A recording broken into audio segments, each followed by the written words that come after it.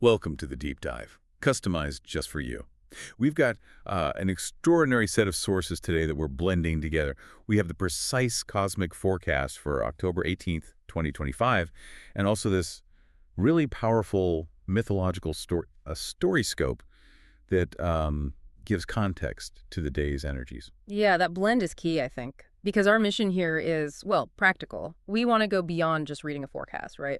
We need to pull out the actionable stuff from this mix. The goal is really figuring out how you can align your words, your actions, and that deeper inner purpose today. Okay, in the big picture nugget, it seems to be all about activation. The sources are saying the main theme is this, like deep activation of your inner life. It's urging you to stop holding back, Yeah, speak your truth, break through those old limits you've maybe set for yourself. precisely. And we're looking at a specific kind of energy flow today. Ambition is definitely getting switched on, but grounding that ambition, that takes serious focus on practical day-to-day realities. Think of it like a visionary architect who still insists on drawing up detailed blueprints before breaking ground. Okay, got it. So let's unpack this daily landscape first. What's the general mood when you wake up, and what practical guidance do the sources actually offer for, managing today's energy? Well, the general feeling is one of emotional resurgence, I would say. Yeah. Our sources mention that hearts are being activated, and that immediately brings ambition to our inner lives, which is great. It encourages us to start dusting off shelved dreams. We all have those projects or ideas we tucked away. Maybe they felt too big, too hard, or just not practical. Today is about breathing fresh life into those things you've kept sidelined. I love that image, fresh life for shelved dreams. It sounds exciting, but, Yeah. well, often the reason they got shelved was because they felt overwhelming, right? That kind of big energy definitely needs some structure, or it just becomes like anxiety. So what's the practical advice for anchoring all that ambition? Structure is absolutely vital. And that's where the Virgo moon energy really comes into play. It demands we prioritize practical improvements and healthy routines. But here's the challenge, or maybe the test. That Virgo energy pushes for super high standards. So the sources warn us, watch out for where standards exceed what's realistically achievable. Ah, that classic perfection trap. That's so familiar. That spiral where you try to make something absolutely flawless, realize it's impossible, and then just quit instead of aiming for steady progress. Yeah. Why is that tension, like, extra strong today? Well, that tension is basically written into the day's main moon transits. In the morning, we have the Virgo moon sextile Jupiter. Now, Jupiter is expansive optimism, right? And the sextile is a smooth connection. So that gives you measured optimism and practical expansion. Yeah. That's your window for progress. You feel productive, but not, frantic. Okay, that sounds manageable. Productive, but not frantic. I like that. But what happens in the afternoon? Does it shift? It does shift. In the afternoon, the Virgo moon moves opposite Saturn. Now, an opposition means resistance. Something's pushing back. And Saturn represents structure, limitation, and often that inner critic. So the resistance you feel. It's that direct tension between wanting impossible perfection and the real world limits time, skill, money, whatever. If you find yourself totally stuck asking, is this good enough yet? Know that this transit is amplifying that voice. Right, so the advice isn't to just ignore Saturn's limits, but maybe use that morning Jupiter energy to build momentum. So when Saturn hits, you actually got something done, enough progress to maybe resist that urge to just collapse under the perfectionism. But hang on, if the pressure for perfection is so high, how do we stop this ambition from just turning into total burnout? Is there a specific technique the sources suggest to break that loop? Yeah, the sources emphasize shifting how you measure success. It's crucial. Instead of measuring by flawless results, which is often impossible, measure by consistent action, small steps. They suggest focusing on maybe one small, tangible improvement, or one routine that makes the rest of the work feel easier. Don't try to fix the entire machine at once. It's about taking that ambition activated in your heart and channeling it into a small, sustainable, practical outlet. That makes a lot of sense. Great application. Okay, and before we move on from the daily stuff, what about social life, relationships? Does the daily landscape offer any relief or insight there, especially after battling the inner critic all day? It does, actually. What's interesting is how relationship themes kind of sharpen up in the evening. Look for moments where maybe some initial confusion leads to breakthrough conversations or insights about partnerships. It suggests clarity is available, definitely. But you might have to wade through some awkwardness or foggy moments first to get to that real, authentic connection. Okay, we've handled the daily grind, the practical stuff. But our sources show there's this, like, massive engine running underneath it all this weekend. It's providing the fuel for this shift. Let's look at that major cosmic event, The Mercury conjunct Mars trine the North Node. This isn't just daily noise, is it? This feels like profound guidance. Oh, it's absolutely a high-octane alignment. Yeah. If we zoom out, what's really fascinating here is that the mind that's Mercury in action or Mars are locking together, and they're being supported, that's the trine, by the North Node, which points towards our collective path, our destiny, really. So this raises a really important question. How do we actually apply this focused, kind of urgent energy? How do we use it to make decisions that stick, that resonate long term? And this concept of soul's calling seems to be the core takeaway here, right? This specific alignment signifies that our words and actions are in alignment with our soul's calling. That focus implies that the path of least resistance right now, it's actually the path of your deepest authenticity. It's easier to be real. And this translates directly into actionable advice for you, the listener. The sources are really quite insistent. Stand strong in our truth and speak with confidence. Your mind under this influence is described as focused, perceptive, and strategic.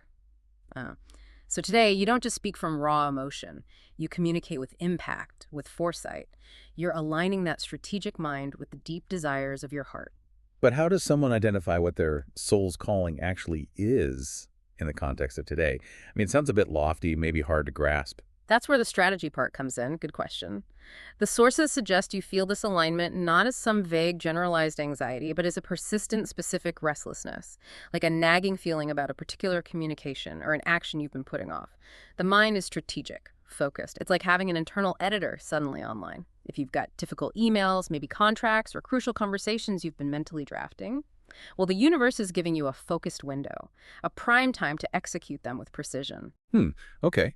And there's also this strong drive noted in the sources.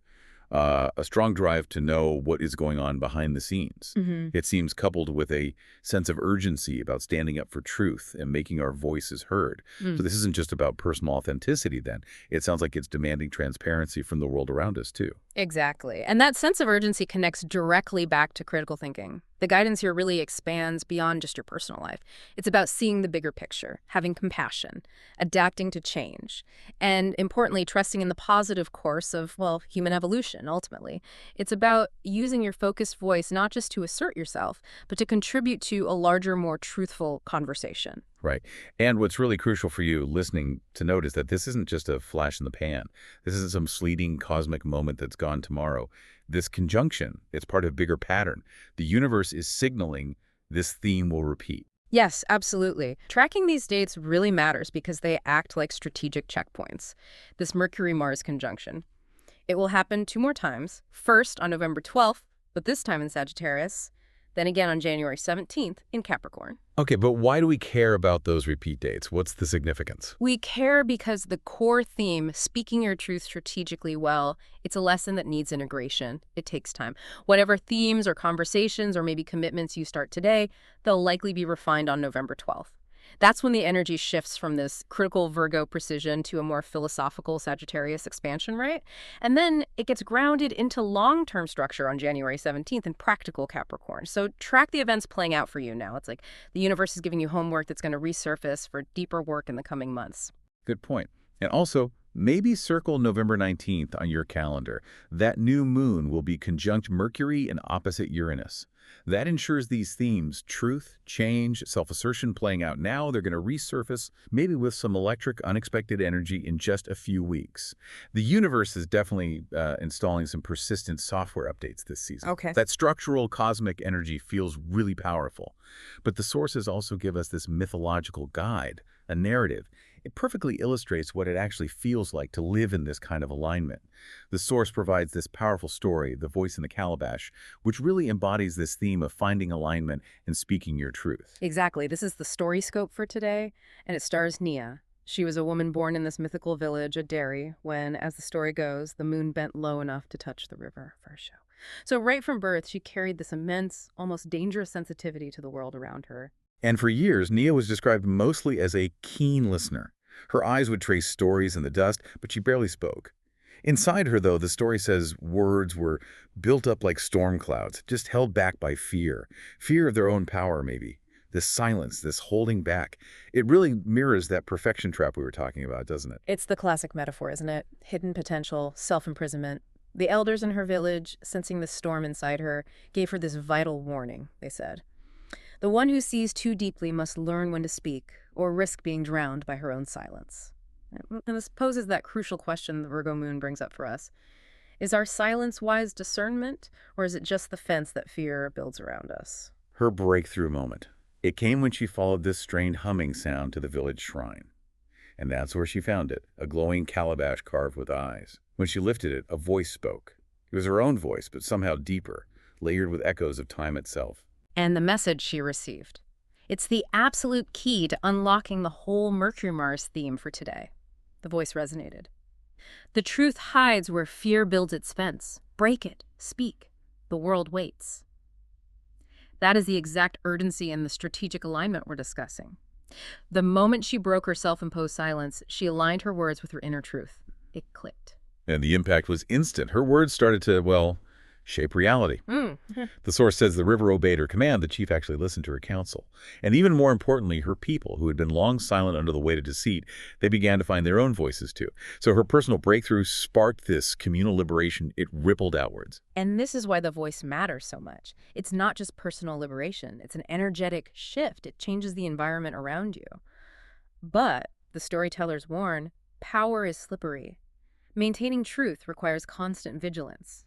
As Naya spoke her truth, spirits of greed, of lies, of fear that thrived in silence, they stirred. They wanted her quiet again.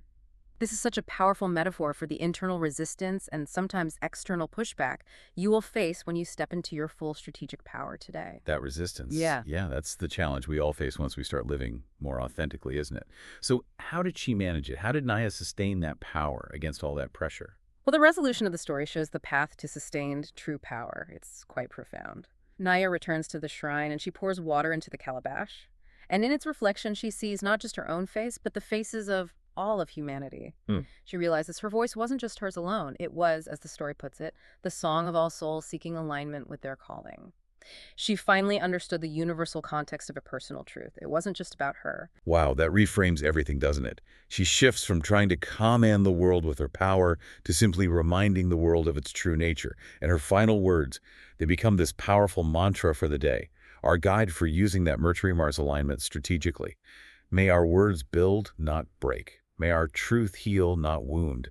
May our courage lead us home. Yes. And if we connect that mantra directly back to the day's transits, build, not break, that's the perfect antidote to the Virgo moon perfection trap, right? Use your strategic focus to construct tangible progress, not destroy your own efforts chasing the impossible. And may our truth heal, not wound. That speaks directly to the critical thinking needed for the Mercury-Mars alignment. Assert your voice, absolutely, but do it with awareness, with compassion. Know that your words carry extra weight right now. Exactly. The sources today, they brilliantly connect that very personal challenge, healing perfectionism, overcoming fear with that Virgo energy, with the broader cosmic mission driven by the Mercury-Mars alignment.